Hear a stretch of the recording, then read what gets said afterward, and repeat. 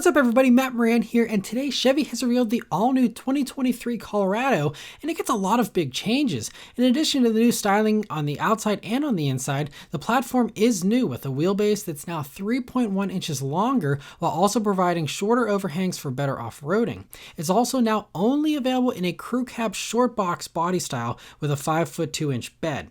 The extended cab and the 6' 2-inch bed aren't offered anymore, so that's a pretty big change. But one new addition is that now it's offered in a new Trail Boss trim for the Colorado. So it's similar in packaging to the Trail Boss version of the Silverado, meaning less features than the higher trims, but still offering a little more off-road capability than the regular truck. Speaking of the Silverado though, the other big Colorado change is that they all get the 2.7 liter turbo 4-cylinder for 2023, but there's 3 different versions that are going to be offered.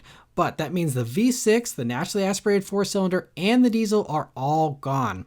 The base setup that's standard now in the work truck and the LT trims is again that 2.7 liter, and in that tune it does 237 horsepower and 259 pound-feet of torque and is able to tow 3,500 pounds. That's a nice improvement though over the old 200 horsepower, 191 pound-feet of torque that the old base engine used to make. And even though this is a new turbo engine, all 3 versions of this engine run 87 octane and make these advertised numbers on that 87 octane, which is especially appreciated these days with higher gas prices. So, keep that in mind. You don't have to run premium even though it is a turbo. The base motor though does lack some components of the more powerful versions of this 2.7. So like, for example, this doesn't have piston oil squirters.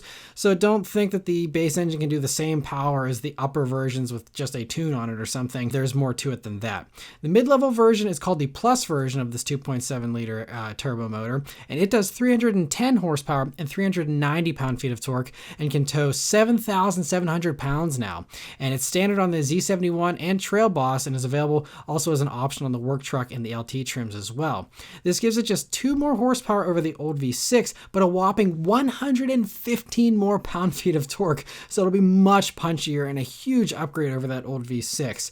Last is a high output version that basically does just run more boost, doing the same horsepower but adding 40 more pound-feet of torque for 430 pound-feet of torque total, and this is the motor you get in the ZR2. This motor also has the same part number as the Silverado, which should be good news for aftermarket compatibility, and it keeps things nice and simple. It's a strong motor too, with a more rigid cylinder block for 2023, a 30% stiffer crankshaft, and a fully forged bottom end. So this thing will be very stout, and the engine is hooked up to a 2nd generation 8-speed automatic, which they say works great in this application. They say that's why they didn't go for the 10-speed that's available in the Silverado. They said it wasn't needed, and they were happy with this new 8-speed. They say it shifts great, it's nice and smooth and quick, and so that's what they decided to go with.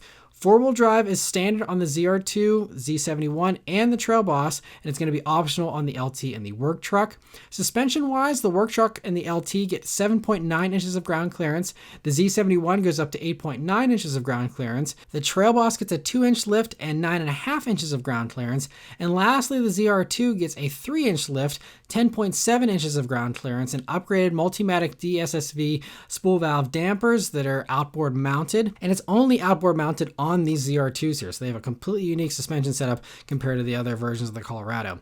And Chevy says these new dampers provide a greater balance of on-road driving comfort and robust performance for extended off-road driving adventures, is what they're quoted as saying here. So the ZR2 and the Trail Boss both get a 3.5-inch wider track in the front, and they all get better approach angles for more capable off-roading as well. The new drive modes on the Colorado also will assist with maximizing this off-road capability, with off-road, terrain, and Baja modes being offered now in addition to the normal and tow/haul modes. There's also an available underbody camera to help with off-roading and a hitch view camera with hitch guidance to help with towing. Other enhancements for the ZR2 are unique styling for better clearances, 17-inch wheels with 33-inch tires, cast iron control arms, front and rear electronic locking differentials, a modified rear axle with a 3.42 ratio, front aluminum skid plate, and rocker panel protection. And if you want to go even one step further, there's a new Desert Boss package that adds 17-inch beadlock capable wheels, an off-road bumper and front fascia, a sports bar with sail panels, a roof-mounted light bar, unique decals, and that underbody camera.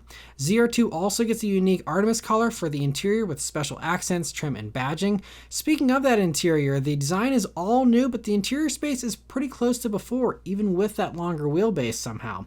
So according to the preliminary measurements, it looks like it actually lost 1.1 inches of rear legroom somehow, but front legroom has improved by 0.2 inches. As far as headroom goes, it also appears to have lost about 1.1 inches of front headroom, but kept the same rear headroom. Shoulder and hip room are almost identical to before, and the interior is much nicer now though, with all 2023 Colorados getting a standard and impressive 11.3-inch touchscreen display, along with a standard 8-inch digital gauge screen. The touchscreen has wireless Apple CarPlay and wireless Android Auto, and also has Google built in for quick navigation, music streaming, voice commands, and more. The screen also has an off-road performance display that shows pitch, roll, G-force, wheel slip, transfer case, and even altitude. There's also some nicer touches like wrapped and stitched knee pads and center console, and contrast stitching, in addition to like cooled seats, rear air vents, and a heated steering wheel are all available as options. Plus a sunroof is finally available on the Colorado, and the Colorado is also the first in its segment to get an electronic parking brake. One other cool feature is that the bed now has a storage compartment in the tailgate. It's 45 inches wide, 4 inches deep, and watertight with a drain, so you can use it as a great built-in drink cooler or do whatever else you want to do with it. It's just a really creative bonus space, and I think it's a really cool touch. It also has 2 cup holders and a measuring tool there in that tailgate as well. Other features of the bed are 8 standard tie-downs with extras available as accessories. It also has 4 stake pockets, 6 2x6-inch pockets, and 4 2x8-inch bed pockets to have 3 levels of storage if you want, and the bed has 2 tire grooves in the back wall even to fit in motorcycles and bikes better. Lastly, a 110-volt power outlet is available as well. Unfortunately, some things still aren't standard that I think should be, like LED headlights, blind spot monitoring, rear cross traffic alert, and adaptive cruise control. Those things are all available on higher trims, but they're not standard. So you still have, yellow dim halogen lights there on the base versions, and, a lot less safety tech. And that is something you're seeing more and more of, that safety tech being standard in other vehicles. So it would be nice to have that, but as of right now, you still got to go up to some higher trims in order to get some of that stuff. But things like automatic emergency braking and lane keep assist are standard at least, so that's good. One other disappointment is how much heavier the new Colorado is. Comparing a 2022 Z71 with the old V6 and 4-wheel drive, the new truck is 483 pounds heavier, with a curb weight of 4,971 pounds for that trim and for the Trail Boss trim now. Even compared to the old turbo diesel, the new one is 223 pounds heavier.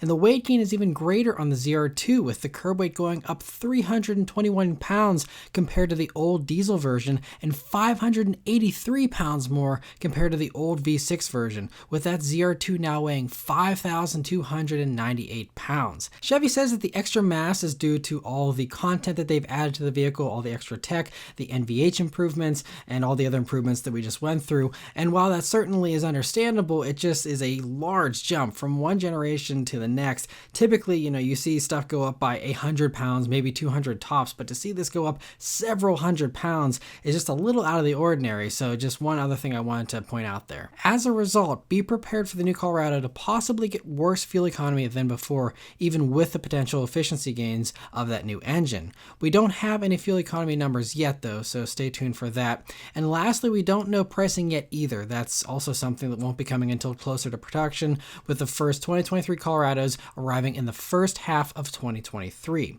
So that's everything we know on the 2023 Colorado for now. Let me know your thoughts on it in the comments below. Thank you all very much for watching, and I'll see you on the next one. Take care.